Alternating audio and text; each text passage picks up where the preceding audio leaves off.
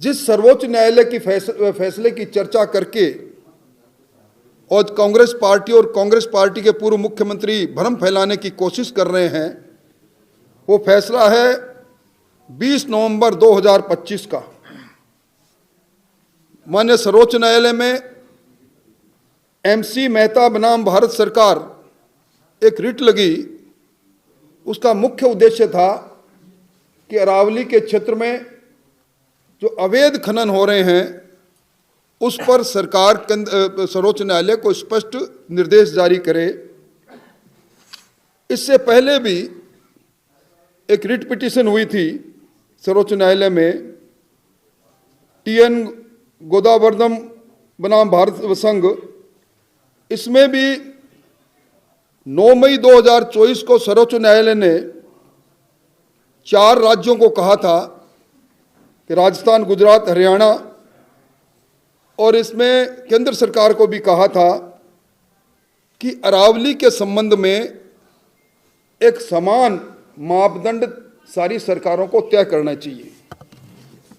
ये जो 100 मीटर की ऊंचाइयों को लेकर पूर्व मुख्यमंत्री भ्रम फैला रहे हैं, सबसे पहले तो मैं सर्वोच्च न्यायालय का जो फैसला है 20 नवंबर 2025 के, उसके पैरा 34 जो ऑपरेटिंग पैरा है उसका मैं हिंदी वर्जन ही कहूँगा। उसमें लिखा है कि अरावली से जुड़े हुए जिले में कोई ऐसी भू आकृति जो आसपास के भूभाग से कम 100 मीटर की ऊंचाई हो, उसे अरावली हिल्स माना जाएगा। इसमें 100 मीटर से ज़्यादा ऊंचाई वाली पहाड़ियों को उसमें निचली सीमा, जिसको बाउंड्री कंटूर हम कहते हैं, उसको भी शामिल किया जा गया है। अब कंटूर किसको कहते हैं? एक पेड़ जिसकी लंबाई 10 फुट हो और पेड़ की जो जड़ें हैं वो नीचे 3 फुट हो, तो वो 3 फुट भी उस पेड़ की ऊंचाई की गणना में शामिल रहेंगे।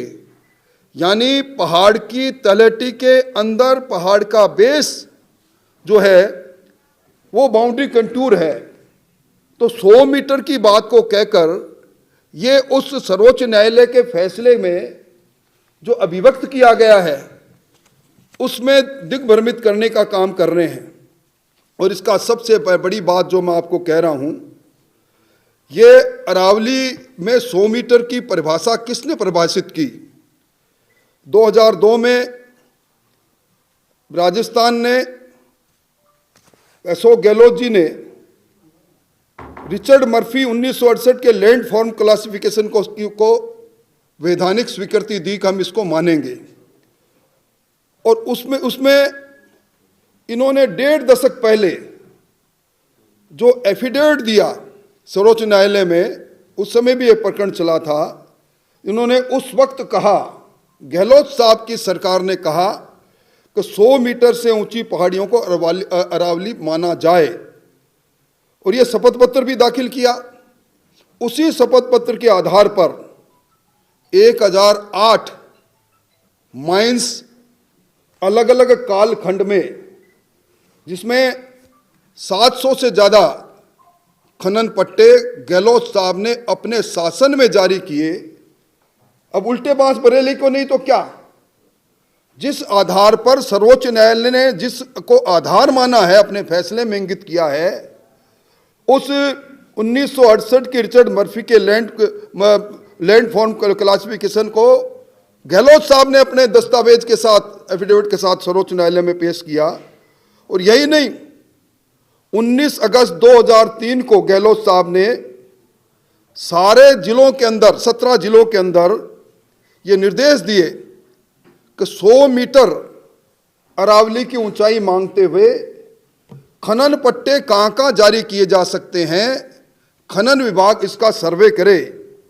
आज अपने ही किए गए कर्म को वो ढकने के लिए, अगर उनको चिंता है, जैसा मैंने पहले कहा कि सर्वोच्च न्यायालय के फैसले के आधार पर केंद्र सरकार ने और केंद्रीय पर्यावरण मंत्री जी भूपेंद्र यादव जी ने जो कहा, उसके आधार पर अरावली श्रृंखला को कोई भी नुकसान नहीं होगा। अब गहलोत साहब ने कल बयान दे डाला, कि 90% अरावली समाप्त हो जाएगी।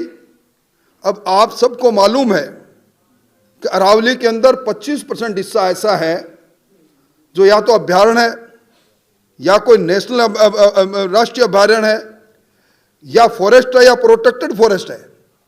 ये 4 श्रेणियां ऐसी है जिसमें किसी भी आधार पर खनन पट्टा जारी किया ही नहीं जा सकता। कड़े नियम बने हुए हैं। और जब केंद्रीय मंत्री ने स्पष्ट कह दिया कि अरावली पर्वतमाला को कोई आंच नहीं आएगी, और यही नहीं, अभी जो मैंने ग्रीन क्रेडिट फंड की बात की, इस ग्रीन वॉल को मजबूत करने के लिए गुरुगांव से 700 एकड़ में काम भी प्रारंभ हो गया।